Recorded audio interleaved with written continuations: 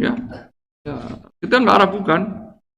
Wajah tuh aku hadapkan wajah saya lilladzi fattaras samawati, kepada yang menciptakan langit dan menciptakan bumi. Karena aku kurang apa coba? Ya kan? Sekalipun dunglok Pak ya. Ya, kan bacanya gini, kan lihatnya tempat sujud ya. Tapi ini sedang menghadapkan kita. Kita sedang menghadapkan wajah kita kepada yang menciptakan langit. Hanifan, lurus, condong. Condong kepada apa? Kebenaran. Saya hadapkan wajah saya kepadamu, hatiku saya condongkan kepada kebenaran. Wa ma'ana minal musyrikin, dan sekali-kali ya Allah saya tidak termasuk orang-orang yang syirik. Inna sholati, sesungguhnya sholatku, wa nusuki, dan sembelihanku, wa mahyaya, dan hidupku, wa mamati, dan matiku, abote lillahi rabbil alamin, kepada karena Allah SWT. Ini rada abot iki Pak, ora main-main iki. Inna sholati wa nusuki wa mahyaya wa mamati lillahi rabbil alamin. Wa mahyaya, hidup dan matiku hanya untukmu. Padahal kita nggak usah urusan keluarga, urusan makan aja sudah bukan untuk Allah Pak. Ngono orang ngono. Itu sebagai tolak ukur, baru urusan makan saja sebenarnya bisa, tidak harus enggak orang nak ikhlas ora kudu mangan ora, boleh. Tapi niatnya sing bener. Saya milih ini bukan karena saya sedang ambisi, sedang nafsu, sedang pengen mengenyangkan, memuaskan nafsu saya dengan makanan yang saya selera, bukan. Anda harus dasari dengan kalimat apa? Alhamdulillah ya Allah, hari ini Engkau berikan makan yang nikmat, yang lezat. Seperti hari ini misalnya, alhamdulillah hari ini makannya tumpuk-tumpuk. Bukan kalau diuji Allah sakit terus lungone nang dukun. Bukan kalau diuji Allah sakit lungone nang alternatif.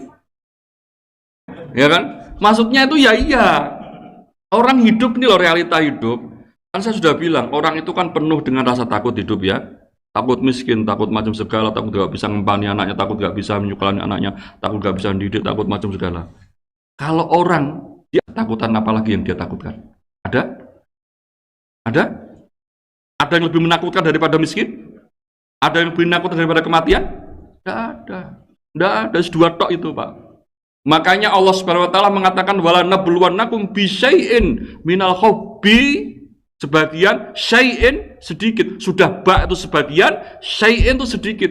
Sebagian sedikit. Piye?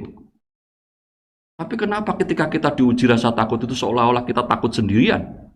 Seolah-olah kita paling susah, paling sedih, paling banyak masalahnya. Padahal Allah mengatakan, bisyai'in, hanya sedikit. Ternyata cuma dua ya. Ketakutan manusia. Takut miskin sama takut mati. Sudah, dua tok. Dua tok ngomongin Ustaz Endeng. Lakonnya angel. Orang ngerasa loh jenengan. Nah, ya umir tuh. Dan dengan itu ya Allah saya diperintahkan. Wa ana minal muslimin. Dan saya termasuk orang-orang yang Islam. Allahumma antal malik. Ya Allah, Engkau penguasa, Engkau yang menguasai segala-galanya. Nggak ada yang saya takuti melainkan Engkau ya Allah. Engkau lah penguasa sejatinya. La ilaha illa anta, tidak ada sesembahan yang berat disembah kecuali Engkau ya Allah. Antar Rabbi wa ana abduka.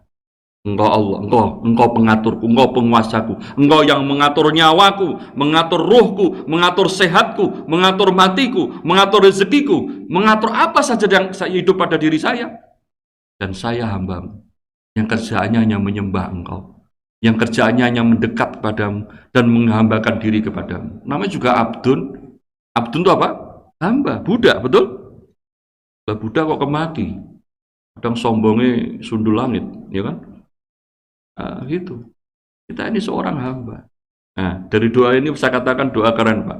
Lebih keren daripada Allahumma ba'id ini. Jadi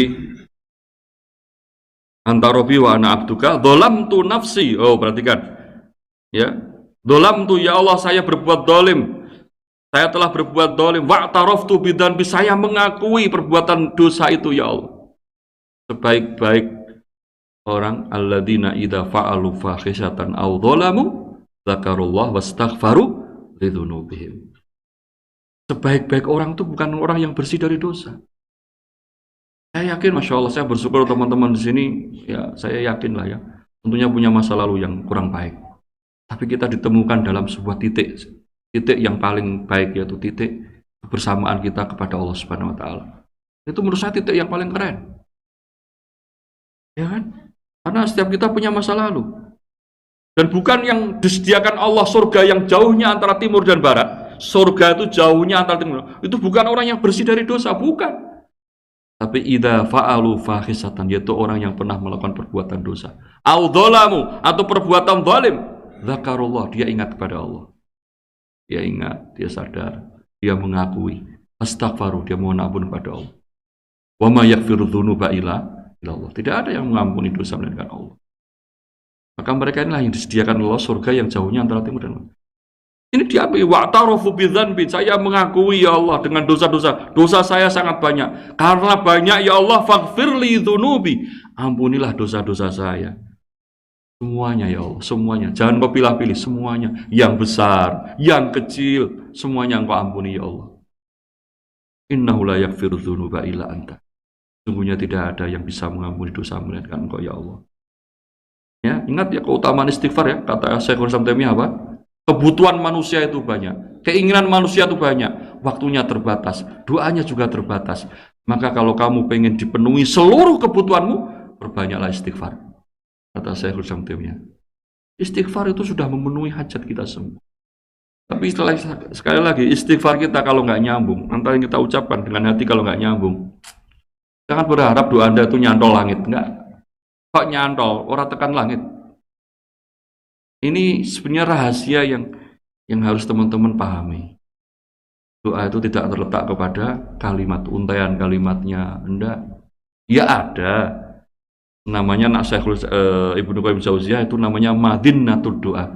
Ada lafaz-lafaz doa atau lafaz-lafaz lafaz doa yang berpotensi diijabahi Allah. Berpotensi. Tidak segala-galanya. Ya, diantaranya ada lafaz-lafaz doa yang berpotensi diijabahi oleh Allah kalau kita menggunakan lafaz tersebut. Tapi yang paling mempengaruhi apa? Ya, apa? Kesamaan antara lisan dan hati kita. Kalau sudah klik, nah itu yang insya Allah akan Allah ijabahi. Inna la yaghfiru dzunuba. Wahdini ya Allah, berilah hidayah kepadaku ya Allah. Berilah petunjuk kepadaku.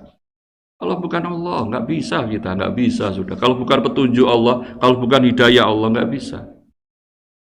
Ya. Li ahsanil akhlak, kepada akhlak yang paling baik. La yahdi li ahsani hailanta, tidak ada yang bisa menunjukkan orang tidak akan bisa berakhlak baik kalau tidak diberi tunjuk oleh Allah. Ya, kita mau sok baik itu juga bisa. Baik pencitraan itu juga susah. Baik penciptaan itu susah, ya, bikin orang salting, salah tingkah, ya. Tapi kalau Allah sudah berikan sebuah petunjuk kepada kita, sehingga orang itu mudah menerima takdir Allah, ya mudah. Dizolimi orang itu loh, bales aja nggak kepikir untuk bales, bahkan nggak paham kalau dia sedang dizolimi. Ada sebuah riwayat jadi pengguna surga gitu, ya. Dia kalau didolimi, dia nggak sadar kalau dia sedang didolimi. Nggak paham. Atau dia paham, tapi nggak pernah sedikit pun punya keinginan membalas. Udah, tingkat kesabaran yang sangat tinggi. Apalagi dia, maaf, mungkin direktur. Stamper. Para perlu stamper, slender sisan. Slender saomai, tak bayar, 2 kali lipat. Ngono. Ya kan, itu yang bisa. Atau kalau nggak, sepenting tak balas, sepenting tak bisa ekonomi, bisa lorak, bisa teluk. Yang penting puas. Itu juga penghuni surga nggak kayak gitu. Makanya Rasulullah mengatakan apa? Husnul khuluq, ya, akhlak yang baik. Akmalu mu'minina imanan ahsanuhum khuluqan. Orang yang sempurna akhlaknya itu orang yang sempurna akhlaknya. Dan akhlak yang baik itu akan menjadi timbangan yang terberat dari amal soleh manusia. Akhlak yang terbaik nanti tempatnya di surga bersama Rasulullah SAW. Makanya di sini dipanjatkan, wahdini, dan berilah petunjuk kepadaku ya Allah, terhadap agar saya bisa memiliki akhlak yang baik. Karena nggak ada yang bisa memberikan petunjuk untuk orang bisa berakhlak baik melainkan Engkau ya Allah. Akhlak yang baik. Ya, Anda belajar tafsir, Anda belajar fikih itu biar akhlaknya baik. Orang bareng ngaji kono ngaji kene sembarang disengeni. Jangan sembarang dianggap urung tekan ilmu, ya. Urung tekan, utek ae urung tekan. Nah, ngono.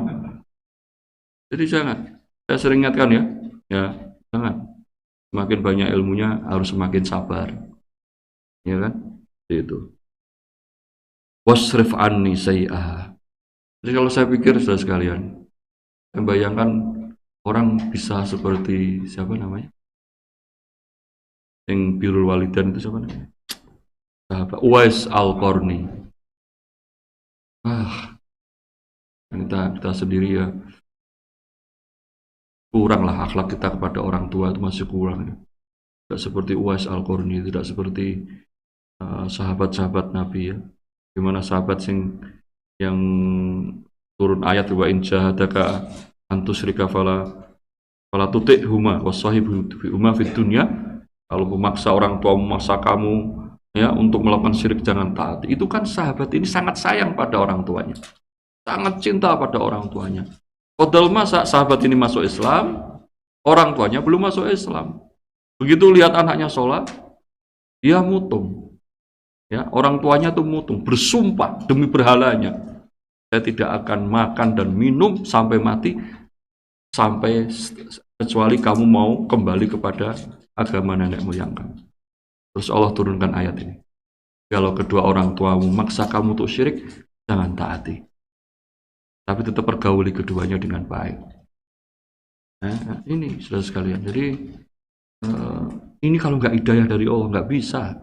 Apalagi Anda punya orang tua yang sudah sepuh. Aduh Pak, Insya Allah ujian yang sangat berat.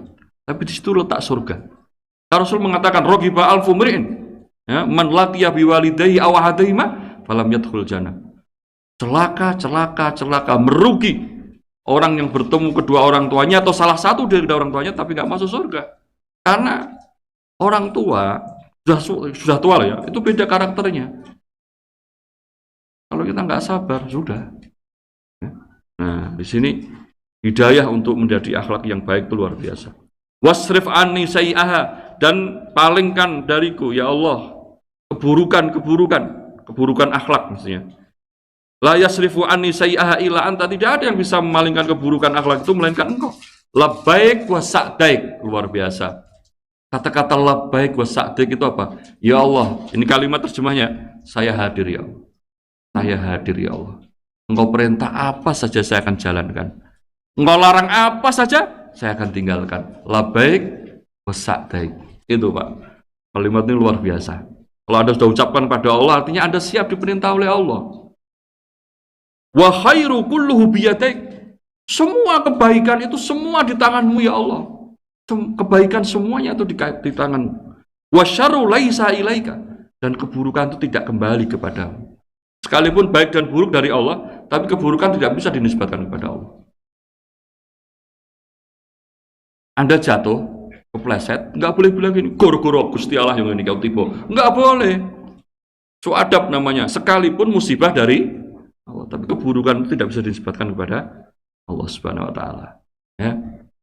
Nah, di sini konsep memahami takdir itu, semua kebaikan itu milik Allah.